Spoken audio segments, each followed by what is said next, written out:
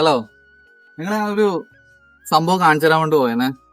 പിന്നെ നമ്മളൊരു തുരുത്തില്ലേ, പച്ചത്തുരുത്ത്, ആ രീതിയിൽ ഒരു ചെറിയൊരു പ്ലാന്റ് ഒക്കെ നട്ടുകൊടുത്ത ഒരു സംഭവം ചെയ്തിട്ടുണ്ട്. ഒരു മിയാവാക്കി എന്ന് വേണമെങ്കിൽ നിങ്ങൾക്ക് പറയാം. പിന്നെ ഇതിലിപ്പോ 3 തരത്തിലുള്ള മരങ്ങളാണ് നമ്മളെ സെലക്ട് ചെയ്തിട്ടില്ലേ. നാടൻ മരങ്ങള്, ഫ്രൂട്ട് പ്ലാന്റ്സ്, അത് കണക്കിന് ഔഷധ സസ്യങ്ങളും കൂടി, അതായത് മരങ്ങൾ തന്നെ അതിൽ തന്നെ കൂടുതൽ ഉൾപ്പെടുത്തിക്കൊണ്ട് ചെയ്തിട്ടുണ്ട്. ഇത് കണ്ടില്ലേ നിങ്ങള്, ഇത് നാഗലിംഗ മരം, കാനൻ ബോൾ ട്രീ എന്ന് ഇംഗ്ലീഷിൽ പറയും, അങ്ങനെ പറയുന്നത്.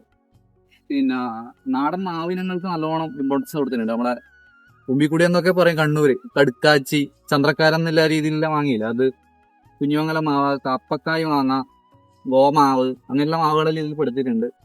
നെല്ലിയുണ്ട്, ഇതിനുള്ളിൽ ആഞ്ഞിലിയുണ്ട്. പിന്നെ അതിനങ്ങനെ വെറൈറ്റി ആയിട്ടുള്ള രീതിയിൽ കുറച്ചുണ്ടെന്ന് പറഞ്ഞാൽ നമ്മളെ കാൽപാശ്, അങ്ങനെയുള്ള മരങ്ങളുണ്ട്. പിന്നെ നോനി, ഇത് ഇന്ത്യൻ ബദാം, പിന്നെ മരുതുണ്ട് ചെയ്തിട്ട്.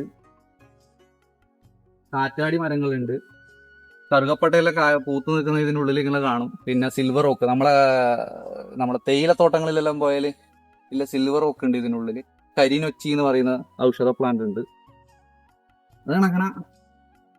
കളിപ്പറമ്പ് പൂവെന്ന് പറഞ്ഞൊരു നാടുണ്ട്, കേട്ടിട്ടുണ്ടോ? ആ പൂവെന്ന് പറയുന്ന മരമുണ്ട്, ആ മരം കൂടുതലുണ്ട്, ആ പേര് വന്നേന്നാ പറയുന്നത്.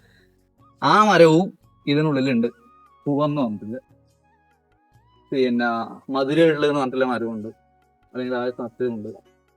ആറ്റുവഞ്ചിയുണ്ട്, കല്ലുവാഴ, ഇതെല്ലാം കല്ലുവാഴ വെച്ചിട്ട് നശിച്ചിപ്പം കൊല വന്ന നശിച്ചു പോകുന്ന ഒരു ഇതിലേക്ക് പോയതാണ്.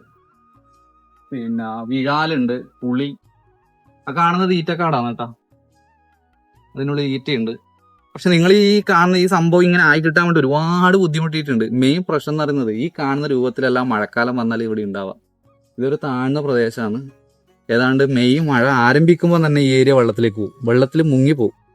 ഡിസംബർ എല്ലാം ആവുന്നതിന് തൊട്ടടുത്തായിട്ടാണ് ഇവിടുന്ന് വെള്ളം ഒന്ന് ഇറങ്ങി അങ്ങ് പോവുക. അപ്പം നമുക്ക് പ്ലാന്റ് നല്ല ഗ്രോത്ത് കിട്ടി വന്നു കഴിഞ്ഞാലും മഴ വരുമ്പോൾ ഒന്ന് ഡൗൺ ആവും. അങ്ങനെ നമുക്ക് നല്ലോണം ബുദ്ധിമുട്ടി, എന്നാലും സർവൈവ് ചെയ്യുന്ന ആൾക്കാരെല്ലാം തിരിച്ചറിഞ്ഞ് ഒന്നും കൂടി നമ്മൾ റീപ്ലാന്റ് ചെയ്ത് അങ്ങനെയെല്ലാം ഒന്ന് ആക്കിയെടുത്ത് ചെയ്ത്.